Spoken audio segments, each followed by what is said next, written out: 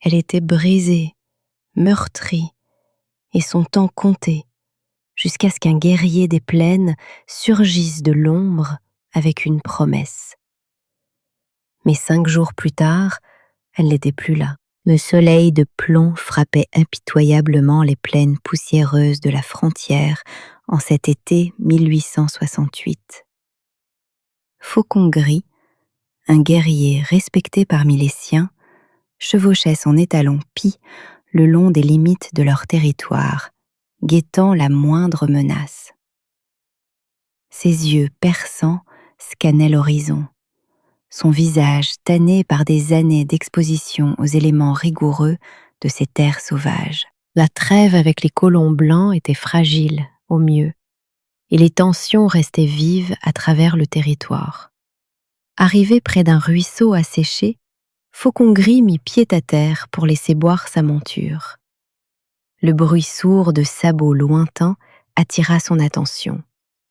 Instinctivement, sa main glissa vers le couteau à sa ceinture, tandis qu'il scrutait à travers les broussailles. Un chariot approchait, avançant de manière erratique sur la piste accidentée. Le conducteur semblait lutter pour maîtriser les chevaux. « Holà !» hurla une voix d'homme, chargée de frustration et d'une noirceur qui fit marquer un temps d'arrêt à Faucon Gris. L'attelage s'immobilisa, non loin de sa cachette. Un homme massif à la barbe épaisse en sauta, trébuchant légèrement. Une odeur d'alcool fort flottait dans la brise. L'homme arracha la bâche couvrant l'arrière du chariot. « Sors de là, femme !» grogna-t-il. Faucon Gris observa une silhouette frêle émerger lentement du véhicule. Sa robe était déchirée par endroits, et même de loin, il distinguait les ecchymoses sur son visage et ses bras. Elle se déplaçait avec précaution, comme si chaque pas lui infligeait une souffrance. « S'il te plaît, Silas !» implora-t-elle, sa voix à peine audible. « Nous devrions retourner en ville. Tu as trop bu. Ne me dis pas quoi faire. » L'homme leva la main de manière menaçante. La femme tressaillit, levant les bras pour se protéger. « Je suis désolée, je voulais juste... » Le coup la frappa au visage avant qu'elle ne puisse finir. Elle s'effondra au sol avec un cri qui transperça le cœur de Faucon Gris. Sans réfléchir, il sortit de sa cachette. « Arrête !» ordonna-t-il, sa voix résonnant à travers la clairière. L'homme et la femme se retournèrent, surpris par son apparition. Le visage de l'homme se tordit de rage et de peur. « Un Indien !» cracha-t-il, attrapant le fusil posé contre le chariot. « Éloigne-toi de nous. Toi faire mal, femme !» déclara Faucon Gris, son français brisé mais suffisamment clair. « Ce n'est pas juste. C'est ma femme, et je ferai ce que je veux avec elle, » éructa Silas en pointant le fusil sur la poitrine du guerrier. « Maintenant, passe ton chemin avant que je décide de prendre un scalp. » Faucon Gris tint bon, calculant la distance qui les séparait. « Femme blessée, besoin aide ?» La femme le regarda avec de grands yeux effrayés. Du sang coulait d'une coupure sur sa lèvre et sa joue enflait déjà. Quelque chose dans son regard parlait à Faucon Gris, un appel désespéré qui transcendait la langue et la culture. « Clara m'appartient, » dit Silas, son doigt se posant sur la gâchette. « Vous, les sauvages, devriez connaître votre place. » Dans un mouvement fluide, Faucon Gris dégaina et lança son couteau. Il frappa le canon du fusil, le détournant juste au moment où Silas tirait. Le coup partit dans le vide. Avant que l'homme ne puisse réagir, Faucon Gris franchit la distance, désarmant l'homme stupéfait avec une aisance exercée. « Toi, partir, maintenant », dit le guerrier, tenant le fusil. « Ou prochaine fois, couteau trouve ton cœur. » Silas regarda tour à tour Faucon Gris et sa femme, la rage luttant contre l'instinct de survie dans ses yeux injectés de sang. Finalement, il cracha par terre. « Garde la traînée, marmonna-t-il. Elle ne vaut pas la balle qu'il faudrait pour t'abattre. » Il trébucha vers le chariot, grimpa sur le siège et d'un claquement de fouet lança les chevaux. La femme regarda son mari partir, l'incrédulité et la peur peintes sur son visage.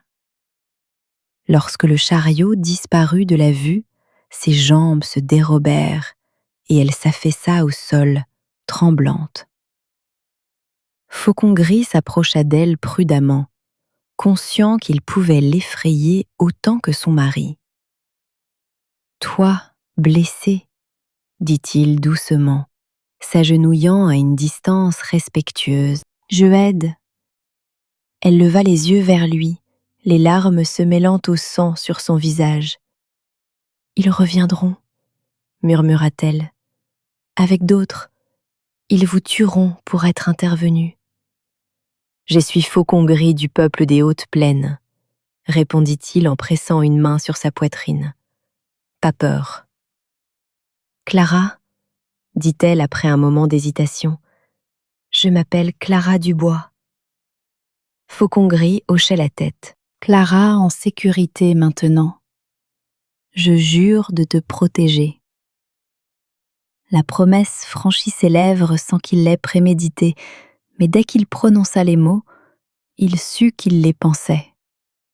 Quelque chose dans le courage de cette femme face à une telle cruauté le touchait profondément. Il lui tendit la main et, après une hésitation, elle la saisit. Le voyage vers le campement fut lent et précautionneux. Clara montait derrière Faucon Gris sur son cheval, se tenant à sa taille avec des mains timides.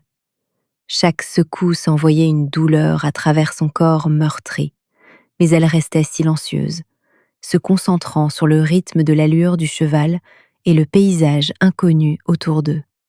« Plus très loin, » dit Faucon Gris par-dessus son épaule, sentant son inconfort.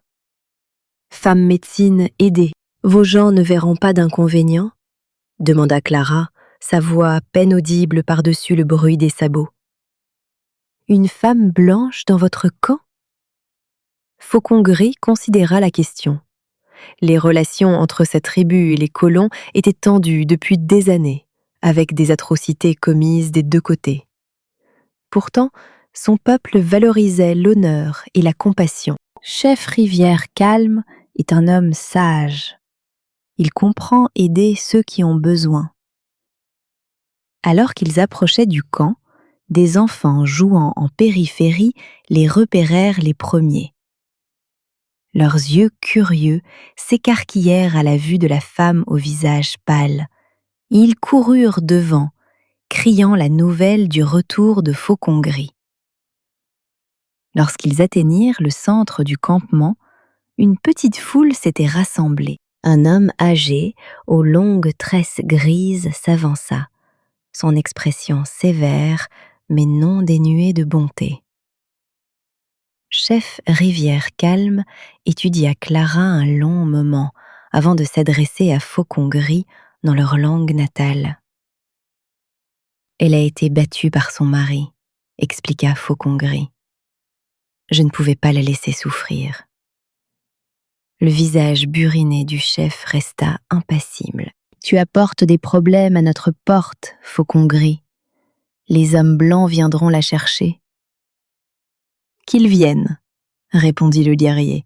« Ce que j'ai fait était juste. » Rivière Calme soupira, puis hocha lentement la tête. « Lune douce » appela-t-il, et une femme plus âgée émergea de la foule. « Emmène cette femme dans ta loge, soigne ses blessures. » Lune douce, la guérisseuse de la tribu, s'approcha de Clara avec des mains douces. « Viens, dit-elle dans un français fortement accentué. Moi aider. Clara jeta un regard incertain à Faucon Gris, qui hochait la tête pour l'encourager. Va avec elle, toi en sécurité ici. Alors que Lune douce emmenait Clara, Chef Rivière Calme posa une main sur l'épaule de Faucon Gris. Le conseil voudra te parler de cette affaire. L'agent de la réserve en entendra parler assez tôt. Je assume mes actes, répondit fermement Faucon Gris. Les yeux du chef reflétaient un mélange de fierté et d'inquiétude. Tu as toujours suivi ton cœur, même enfant. Parfois je me demande si cela te mènera à la grandeur ou à ta perte. Dans la loge de Lune douce, Clara était assise tranquillement pendant que la vieille femme appliquait des cataplasmes sur ses bleus et nettoyait la coupure sur sa lèvre. La loge était chaude et remplie de l'odeur d'herbe et de la fumée du petit feu au centre. Clara observait les mouvements de la guérisseuse avec fascination, notant le soin avec lequel elle préparait chaque remède. « Ton mari ?» dit Lune douce en travaillant. « Il fait ça souvent ?» Clara baissa les yeux. « Oui, » admit-elle doucement. « Depuis la première année de notre mariage. » Lune douce fit claquer sa langue en signe de désapprobation. « Hommes qui battent femmes sont faibles en esprit. Dans notre tribu, tel comportement apporte grande honte. »« Ce n'est pas si différent parmi mon peuple, » répondit Clara. « Mais une fois mariée, une femme a peu d'options. »« Ici, femmes ont une voix, » dit Lune douce, appliquant une pâte rafraîchissante sur la joue enflée de Clara. « Pas toujours vie facile, mais nous respecter. » Une jeune femme entra dans la loge portant un bol de ragoût et une outre d'eau. Elle les posa près de Clara avec un sourire timide avant de repartir. « Mange, » encouragea Lune douce. « Nourriture donne force, tu besoin guérir. » Clara accepta le bol avec gratitude, réalisant à quel point elle avait faim. Le ragoût était inconnu, mais savoureux, rempli de viande tendre et de racines sauvages. Tandis qu'elle mangeait, Lune douce continuait de soigner ses blessures, fredonnant doucement. « Merci, » dit Clara quand elle eut fini, « pour votre gentillesse. » Lune douce hocha la tête. « Repose maintenant. Demain, nouveau jour. » Dehors, devant la loge, Faucon Gris faisait face au conseil des anciens. Les hommes étaient assis en cercle, faisant passer les pipes entre eux alors qu'ils délibéraient. La discussion fut parfois houleuse, certains arguant qu'héberger une femme blanche ne ferait qu'attirer l'armée sur eux. « Nous avons maintenu la paix, » insista un ancien. « Pourquoi risquer tout cela pour une seule femme ?»« Parce que c'est juste, » répondit Faucon Gris. « Voudriez-vous que je la laisse mourir aux mains d'un homme cruel ?»« Les Blancs ont leur propre loi, » fit remarquer un autre, « leur propre façon de traiter ces affaires. »« Leurs lois l'ont abandonnée, » dit fermement Faucon Gris. « J'ai vu sa souffrance de mes propres yeux. J'ai fait la promesse de la protéger. » Chef Rivière Calme leva la main pour demander le silence. « La promesse a été faite. Nous l'honorerons pour l'instant. » Il fixa Faucon Gris d'un regard sévère. « Mais elle ne peut pas rester indéfiniment. 5 jours. Ensuite, nous devons trouver une autre solution. » Faucon Gris hocha la tête en signe d'acceptation. 5 jours donneraient à Clara le temps de guérir et à lui de réfléchir à la suite. Alors que le conseil se dispersait, il marcha vers la limite du camp, regardant vers les collines lointaines où se trouvait la ville des colons. Il savait que Silas ne se contenterait pas d'accepter la perte de sa femme. Les ennuis arrivaient, Mais pour l'instant, Clara était en sécurité, et Faucon Gris veillerait à ce qu'elle le reste, quel qu'en soit le coût. Au 3e jour, Clara avait commencé à bouger plus librement, alors que ses bleus passaient du violet colérique à des jaunes et verts plus doux. Les femmes de la tribu lui avaient offert des vêtements propres, une robe simple en peau de daim souple, ornée de perles, et l'avaient accueillie dans leurs activités quotidiennes. Bien que beaucoup la regardassent encore avec curiosité, il n'y avait aucune hostilité dans leur attitude. Clara était assise près du ruisseau, observant plusieurs femmes gratter des pots tandis que des enfants jouaient à proximité. Ses mains façonnaient un petit morceau de cuir, imitant les techniques que Lune douce lui avait montrées pour confectionner une bourse. Ce mouvement répétitif était apaisant, laissant son esprit vagabonder. « Tu apprends vite », dit une voix près d'elle. Clara leva les yeux pour trouver Faucon Gris debout, sa haute silhouette projetant une ombre sur son ouvrage. Elle ne l'avait pas entendu approcher, témoignage de sa discrétion naturelle. « Lune douce est une enseignante patiente », répondit-elle avec un léger sourire, « même si je crains que mes coutures ne soient jamais aussi fines que les siennes. » Faucon Gris s'assit près d'elle, gardant une distance respectueuse. « Comment te sens-tu aujourd'hui ?»« Mieux, » admit Clara. « Ton peuple a été bon envers moi. »« Il voit que ton esprit est fort, » dit-il simplement, « comme le saule qui plie sous la tempête, mais ne rompt pas. » Le compliment la réchauffa, si différent des mots durs qu'elle avait l'habitude d'entendre de la bouche de Silas. « Je n'ai jamais assez courbé l'échine au goût de mon mari, » dit-elle doucement. Il voulait me briser entièrement. L'expression de Faucon Gris s'assombrit. De tels hommes existent dans toutes les tribus. Ils confondent cruauté et force. Un silence confortable s'installa entre eux, alors qu'ils regardaient la lumière du soleil jouer à la surface de l'eau. Au loin, le tonnerre grondait, promettant un orage pour la soirée. Le conseil a tranché. « Tu peux rester 5 jours, » dit finalement Faucon Gris. « Demain sera le 4e jour. » Les mains de Clara se figèrent sur son ouvrage. Que se passera-t-il ensuite ? Nous devons décider de la suite. Ton mari est peut-être déjà allé voir les autorités. La pensée de Silas noua l'estomac de Clara de peur. Il prétendra que tu m'as enlevée. Ils le croiront. Oui, approuva sombrement Faucon Gris. L'agent de la réserve n'est pas un ami de mon peuple. Il cherche des raisons pour nous punir. Je pourrais leur dire la vérité, suggéra Clara, bien qu'elle sût combien il était improbable que sa parole pèse face à celle de son mari. La vérité pèse bien peu quand il s'agit de blancs et d'indiens, dit Faucon Gris sans amertume, énonçant simplement un fait qu'ils comprenaient tous deux.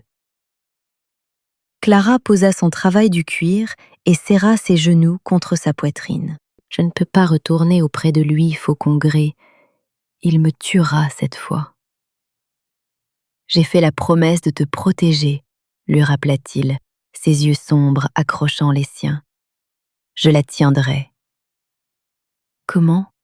demanda-t-elle, le mot à peine plus qu'un murmure. Avant qu'il ne puisse répondre, des cris provinrent de la direction du camp. Ils se tournèrent tous deux pour voir un jeune guerrier courir vers eux. L'urgence se lisait dans chaque ligne de son corps. « Des cavaliers approchent !» cria-t-il dans leur langue. « Des hommes blancs avec des fusils !» Faucon Gris fut sur ses pieds instantanément. « Combien ?»« 6, menés par un homme à la barbe rousse. Il parle avec le chef maintenant. » Silas. Clara sentit le sang quitter son visage. Il m'a trouvée. Faucon gris l'aida à se relever. Reste près de moi, ordonna-t-il alors qu'ils se hâtaient vers le campement. Ils arrivèrent pour trouver une confrontation tendue. 6 hommes à cheval, Silas parmi eux, faisaient face au chef Rivière Calme et à plusieurs guerriers. Le visage de Silas était rouge de colère et d'alcool. Sa barbe rousse pointait agressivement vers l'avant. « La voilà là !» beugla-t-il en voyant Clara. « Et les sauvages qui l'a volée. »« Je n'ai pas été volée !» cria Clara, trouvant un courage que ne se connaissait pas. « J'ai été sauvée !» Silas mit pied à terre, faisant un pas menaçant en avant. « Tu es ma femme, et tu feras ce que je dis. Viens ici tout de suite. » Chef Rivière Calme leva une main, stoppant l'avancée de Silas. « Cette femme est venue à nous blesser.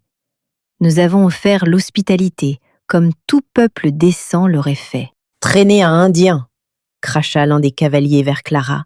« Tu t'es déshonorée. » L'atmosphère devint plus électrique, alors que les guerriers commençaient à émerger de leurs loges, mains sur leurs armes. Faucon gris se positionna légèrement devant Clara, sa posture tendue mais contrôlée. « Personne n'a besoin de mourir aujourd'hui, » dit-il clairement en s'adressant aux cavaliers. « Retournez à votre ville. La femme reste de son propre choix. » La main de Silas glissa vers son étui.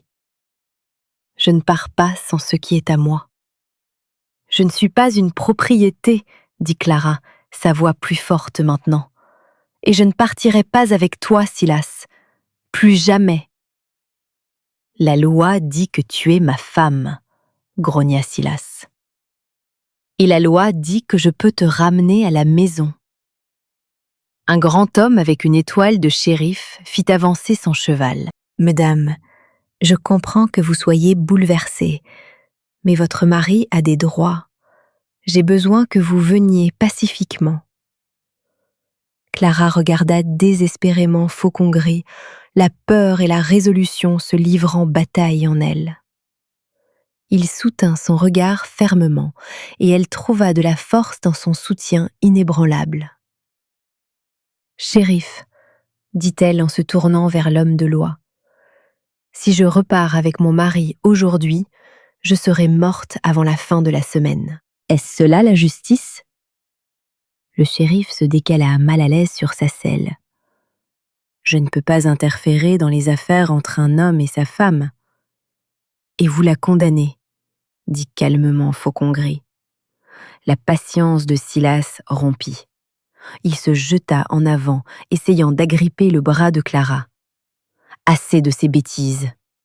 Faucon gris bougea comme l'éclair, interceptant Silas et le repoussant avec assez de force pour le faire trébucher. « Ne la touche pas !» avertit Faucon gris, sa voix basse et dangereuse.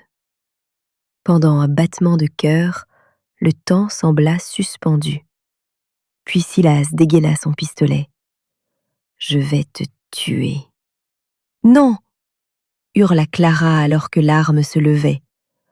Ce qui suivit se déroula dans un flou de mouvements. Chef Rivière Calme hurla un ordre. Les guerriers levèrent leurs arcs. Le shérif cria pour rétablir l'ordre, et à travers tout cela, Faucon gris resta immobile, ses yeux verrouillés sur ceux de Silas, aucun des 2 hommes ne voulant reculer. La tension se brisa lorsqu'un autre cavalier approcha de l'est, son cheval couvert d'écume après une chevauchée effrénée. « Shérif !» appela le nouveau venu. « Il y a une situation en ville. La banque. » L'attention du shérif bascula immédiatement vers le messager. « Quoi, la banque ?»« Braquage en cours. 3 hommes armés. » La nouvelle provoqua une confusion immédiate parmi les cavaliers. Le shérif jura dans sa barbe, clairement déchirée entre ses devoirs. « Ce n'est pas fini, » grogna Silas. Mais le shérif attrapa son bras. Dubois, on a besoin de nous en ville. On réglera cette affaire plus tard. » Pendant un instant, il sembla que Silas allait refuser, mais l'autorité combinée du shérif et la posture alerte des guerriers comanches le persuadèrent. Avec un dernier regard venimeux vers Clara et Faucon-Gris, il rengaina son arme et monta à cheval. « Je reviendrai, » promit-il sombrement, alors que le groupe faisait tourner ses chevaux et partait au galop.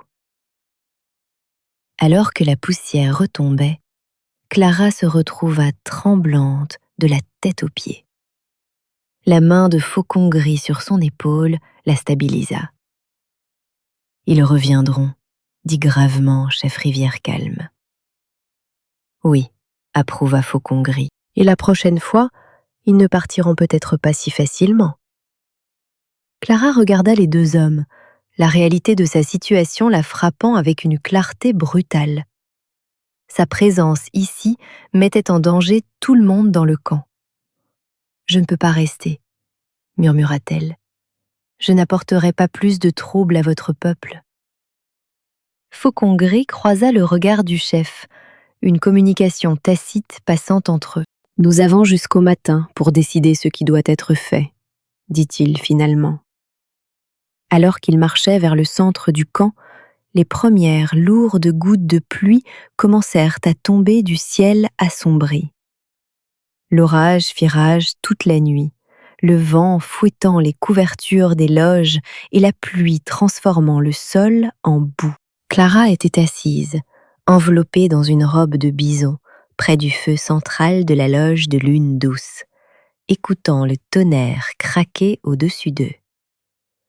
La vieille guérisseuse travaillait tranquillement, préparant des herbes et des remèdes à la lumière des flammes.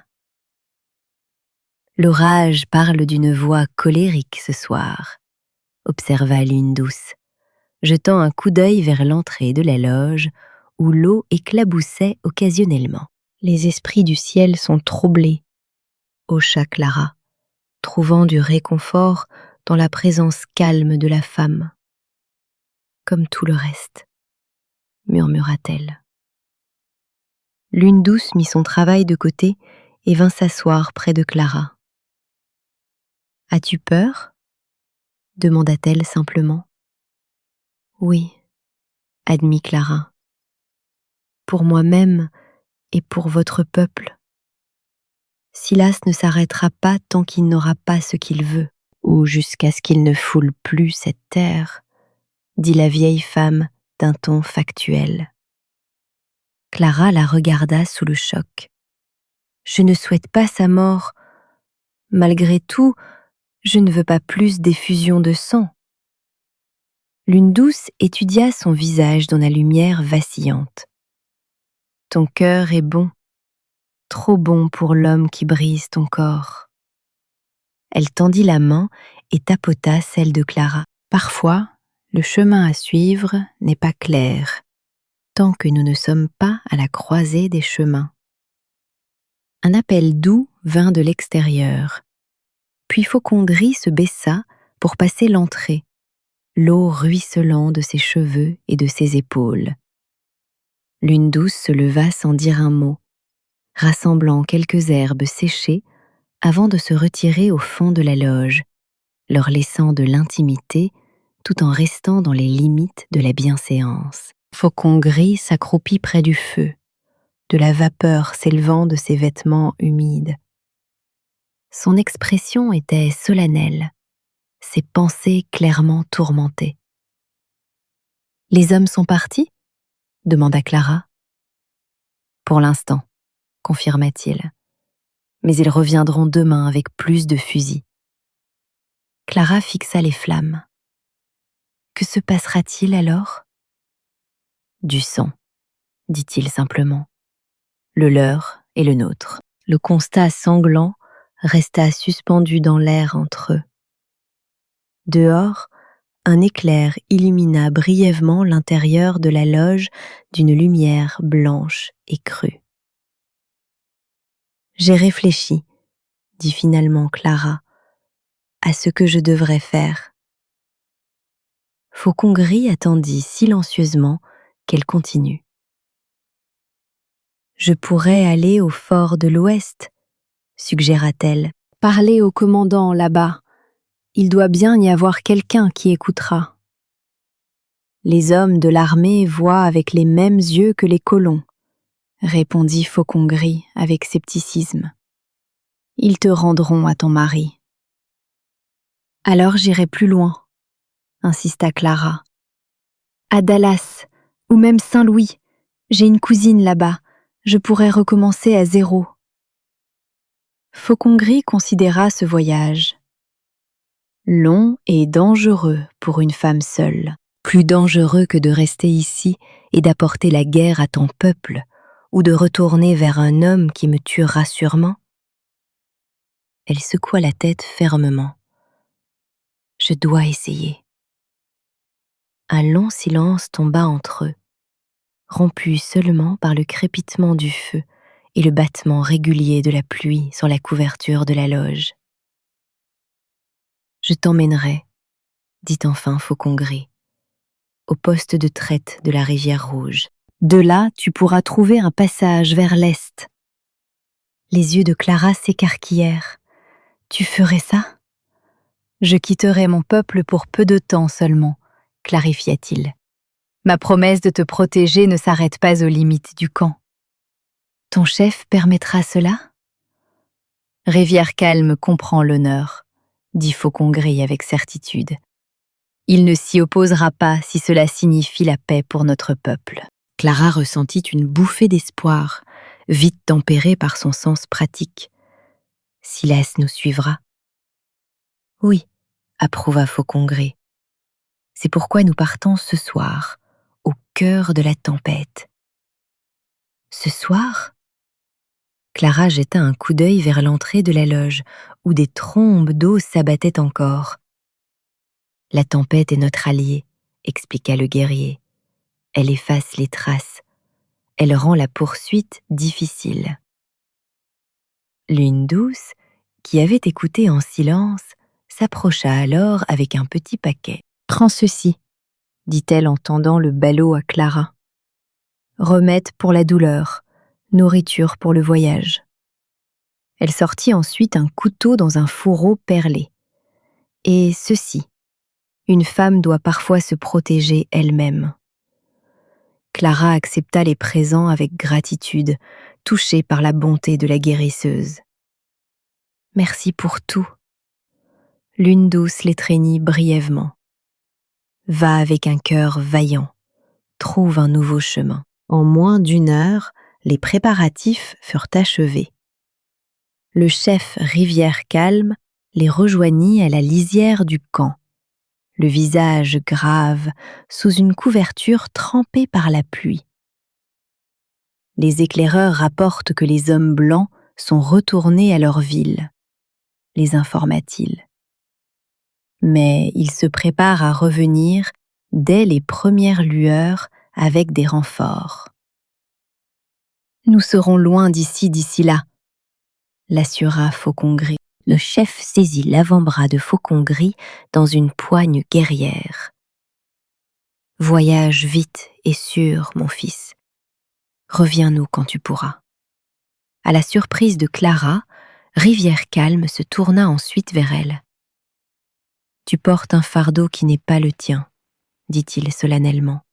« Puisse ton voyage te mener à la paix. »« Merci de m'avoir offert un abri, » répondit Clara, profondément émue par ces paroles. « Je n'oublierai pas votre bonté. » Les derniers adieux échangés, Clara et Faucon Gris montèrent sur le cheval et s'élancèrent dans la tempête. La pluie avait quelque peu faibli, mais l'obscurité et la boue rendaient le voyage périlleux.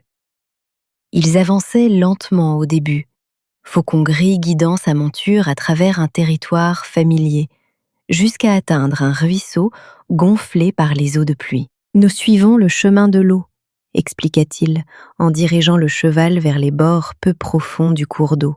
« Ne laissez aucune trace. » Pendant des heures, ils voyagèrent ainsi, parfois dans l'eau, parfois le long de sols rocailleux où les sabots ne marqueraient pas. L'orage se déplaça progressivement vers l'est, laissant derrière lui un ciel occasionnellement percé d'étoiles et d'une lune décroissante. Malgré son épuisement, Clara restait alerte, consciente que chaque kilomètre parcouru augmentait leurs chances de succès. Près de l'aube, ils atteignirent un surplomb abrité où Faucon Gris ordonna une brève halte.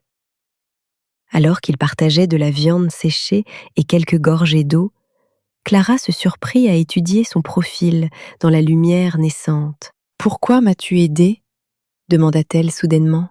« Tu aurais pu passer ton chemin ce jour-là au ruisseau. Ce n'était pas ton affaire. » Faucon Gris resta silencieux un long moment. « Quand j'étais enfant, dit-il finalement, j'ai vu un soldat blanc battre une femme de mon peuple, ma mère. J'étais trop petit pour aider. » Sa voix restait stable, mais Clara pouvait entendre la vieille douleur sous les mots. « J'ai promis au grand esprit ce jour-là. Jamais je ne resterai sans rien faire quand un innocent souffre. » Clara tendit la main impulsivement et effleura la sienne. « Je suis désolée pour ta mère. » Il hocha la tête une fois pour accuser réception. Chaque personne porte des blessures. Certaines se voient sur la peau, d'autres sont cachées dans le cœur. Il la regarda droit dans les yeux. « Toi, tu as les deux sortes, mais tu restes forte. » Cette simple observation fit monter des larmes inattendues aux yeux de Clara. Pendant des années, Silas lui avait répété qu'elle était faible, inutile. Pourtant, voici un homme qui voyait de la force dans sa survie. « Nous devons continuer, » dit Faucon Gris en se levant. « Le poste de traite est encore loin. » Ils reprirent leur voyage alors que le soleil perçait l'horizon oriental, baignant le paysage d'une lumière dorée. La pluie avait tout lavé, et un arc-en-ciel s'arquait à travers le ciel devant eux. « Bon signe » remarqua Faucon Gris en pointant la bande colorée. « Nouveau commencement. » Clara s'autorisa à croire que cela pouvait être vrai. Pendant 5 jours, elle avait vécu parmi des gens qui l'avaient traitée avec respect et gentillesse. Elle avait trouvé un courage qu'elle ne se connaissait pas. Quoi qu'il arrive ensuite, aussi difficile que soit le chemin, elle l'affronterait avec la même résilience qui l'avait menée jusqu'ici. Alors qu'il franchissait une colline, Faucon Gris tira soudainement sur les rênes, sa posture en alerte. « Qu'y a-t-il » chuchota Clara, instantanément tendue. Il pointa vers un panache de poussière lointain, se déplaçant rapidement à travers la plaine. Des cavaliers, ils arrivent vite. Le cœur de Clara s'effondra. « Silas ?» ?»« On ne peut pas encore dire, » dit Faucon Gris, scannant le terrain autour d'eux. « Mais nous devons le supposer. » Il tourna le cheval vers un bosquet d'arbres sur leur droite, le pressant d'accélérer. Nous atteignions les bois, plus difficiles à suivre. Mais alors qu'ils chevauchaient, d'autres nuages de poussière apparurent de différentes directions. Ils se séparent pour chercher, marmonna Faucon Gris. Beaucoup d'hommes. La réalisation frappa Clara avec une clarté terrible. Impossible de les semer, pas avec 2 personnes sur un seul cheval. Sa présence mettait Faucon Gris en danger autant qu'elle avait mis sa tribu en péril. « Laisse-moi partir, » dit-elle soudainement. « Laisse-moi ici, sauve-toi. » Faucon Gris se retourna vers elle, la surprise et quelque chose ressemblant à du respect dans ses yeux. « J'ai fait une promesse et tu l'as tenue, » insista Clara. « Tu as fait plus que quiconque pour moi, mais je n'aurai pas ta mort sur la conscience. » Avant qu'il ne puisse répondre, Un coup de feu retentit, la balle sifflant près d'eux. Faucon Gris changea immédiatement de direction, se dirigeant vers un affleurement rocheux qui offrirait une couverture. « Trop tard pour se séparer », dit-il sombrement. « Nous nous battons ensemble maintenant. » Ils atteignirent les rochers juste au moment où d'autres tirs fusaient vers eux. Mettant pied à terre rapidement, Faucon Gris aida Clara à s'abriter derrière un gros rocher, puis tira son fusil de son fourreau. « Reste baissé », ordonna-t-il, vérifiant que l'arme était chargée. « J'en compte 8, trop nombreux pour combattre. » Clara agrippa le couteau que Lune douce lui avait donné, sachant qu'il serait de peu d'utilité contre des armes à feu, mais puisant du courage dans sa présence solide dans sa main. « Faucon Gris !» appela une voix. La voix de Silas. « Nous savons que vous êtes là. Envoie ma femme, et peut-être qu'on te laissera vivre. » Faucon Gris et Clara échangèrent un regard. Le mensonge était transparent. Aucun d'eux ne serait autorisé à repartir vivant. « Que faisons-nous » chuchota Clara. Les yeux de Faucon Gris scannèrent leur environnement, évaluant des options qui semblaient de plus en plus limitées. Puis son regard se fixa sur quelque chose au loin. Une colonne de poussière, différente de celle des autres cavaliers. « La cavalerie !» dit-il avec surprise. Clara jeta un coup d'œil prudent autour du rocher. Au loin, elle pouvait voir une ligne d'hommes en uniforme sombre à cheval, une patrouille venant du fort, avançant à une allure régulière vers leur position. « L'armée !» souffla-t-elle. « Vont-ils nous aider ?»« Peut-être, » dit Faucon Gris avec prudence, « ou peut-être se joindront-ils aux colons contre nous. » Une autre volée de tirs cribla leur position. Faucon Gris riposta avec parcimonie, sachant que ses munitions étaient limitées. « Tu ne peux pas te cacher éternellement, l'Indien !» hurla Silas. « J'ai plein de gars ici heureux de prendre ton scalp. » La patrouille de cavalerie avait clairement entendu la fusillade. Leur allure s'accéléra, la formation se resserrant à leur approche. Faucon Gris les observait avec lassitude, calculant des probabilités qui semblaient s'aggraver de minute en minute. « Clara, » dit-il doucement, « quand soldats assez proches, tu cours vers eux, demande protection. »« Et toi ?» demanda-t-elle, connaissant déjà la réponse. « J'occupe Silas et les autres, » répondit-il simplement. « Non. » Clara secoua la tête avec véhémence. « Je ne te laisserai pas mourir. Pas ton choix, » dit fermement Faucon Gris. « Ma promesse était de te protéger. C'est la seule façon. » Les larmes montèrent aux yeux de Clara. Il doit y avoir un autre moyen. Avant que Faucon Gris ne puisse répondre, une voix autoritaire résonna à travers la plaine. « Ici le capitaine Morel, cavalerie des États-Unis. Cessez le feu immédiatement !» La fusillade s'interrompit alors que l'unité de cavalerie s'approchait, formant une ligne entre les colons et l'affleurement rocheux où Clara et Faucon Gris s'étaient réfugiés. « Quelle est la signification de ceci ?» demanda le capitaine en s'adressant à Silas et ses hommes. « Cet Indien a enlevé ma femme !» hurla Silas en pointant vers les rochers. « Nous ne faisons que récupérer ce qui est à nous. » Le capitaine Morel se tourna vers leur cachette. « Sortez avec vos mains visibles, tous les deux. » Clara et Faucon Gris échangèrent des regards. « C'est peut-être notre seule chance, » chuchota-t-elle. Après un moment d'hésitation, Faucon Gris hocha la tête. « Ensemble, » dit-il en se levant lentement et en l'aidant à se mettre debout. Ils émergèrent de derrière les rochers, mains levées. Faucon Gris avait laissé son fusil derrière lui, mais restait tendu, prêt à bouger au premier signe de traîtrise. « C'est elle !» cria Silas. « Clara, viens ici tout de suite !» Le capitaine Morel leva une main pour demander le silence. Son regard oscilla entre le visage meurtri de Clara et la posture protectrice de Faucon Gris à ses côtés. « Madame », s'adressa le capitaine directement à Clara, « êtes-vous retenue contre votre gré ?» Avant qu'elle ne puisse répondre, Silas l'interrompit. « Bien sûr qu'elle l'est.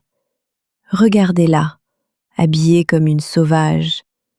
Ils lui ont retourné l'esprit avec leurs manières païennes. »« Monsieur Dubois, » dit sèchement le capitaine, « je demande à votre femme, pas à vous. » Il se tourna de nouveau vers Clara.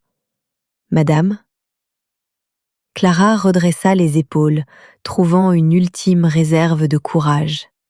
« Je ne suis pas retenue contre mon gré, capitaine. Cet homme m'a sauvé la vie quand mon mari m'a presque battue à mort. » Elle montra les ecchymoses qui s'effaçaient encore visibles sur son visage. « J'ai choisi de partir avec lui. Je choisis maintenant de ne pas retourner vers mon mari. » Le visage de Silas se tordit de rage. « C'est ma femme, la loi dit. » « La loi dit aussi que les coups et blessures sont un crime, monsieur Dubois, » coupa froidement le capitaine Morel. « Même contre sa propre femme. » Un murmure parcourut les hommes rassemblés. Certains se décalèrent, mal à l'aise face à cette déclaration. « Que se passe-t-il maintenant ?» demanda Clara, osant à peine espérer. Le capitaine Morel réfléchit un instant. « Nous retournons au fort. Vous pouvez tous deux nous accompagner. L'affaire pourra être réglée correctement loin des... » Il jeta un coup d'œil significatif aux colons armés. Des émotions échauffées. Silas poussa son cheval en avant. « Je ne laisserai pas ça arriver. Clara, viens ici tout de suite ou je jure que... » « Assez !» La voix du capitaine Morel claqua comme un fouet. « Une menace de plus, Dubois, et c'est vous qui serez en état d'arrestation. » Pendant un moment tendu, il sembla que Silas allait défier l'officier, puis avec un juron étouffé, il tira sur les rênes de son cheval. « Ce n'est pas fini, » grogna-t-il. Mais l'envie de se battre l'avait quitté pour l'instant. Alors que la cavalerie se préparait à les escorter vers le fort, Clara se tourna vers Faucon Gris. « Seras-tu en sécurité là-bas » demanda-t-elle avec inquiétude. L'expression de Faucon Gris resta gardée. « Pas sûr, mais meilleure chance qu'ici. » Le capitaine Morel s'approcha d'eux. « Les tribus ont des droits issus des traités, dit-il, ayant entendu leur échange. Je vous donne ma parole. Aucun mal ne sera fait à l'un ou l'autre sous ma protection. » Alors qu'ils montaient les chevaux fournis par la cavalerie et commençaient le voyage vers le fort, Clara ressentit un étrange mélange de peur et d'espoir.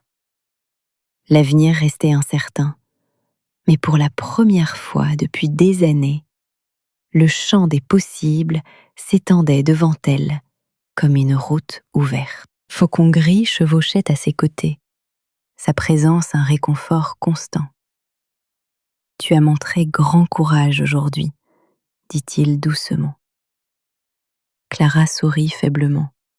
« J'ai eu un bon professeur. » Alors qu'ils chevauchaient vers l'est, ni l'un ni l'autre ne savaient ce qui les attendait au fort ou au-delà.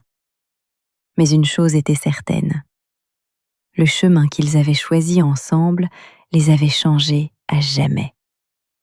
Et d'une certaine manière, Clara savait que quoi qu'il advienne, aucun d'eux ne l'affronterait seul.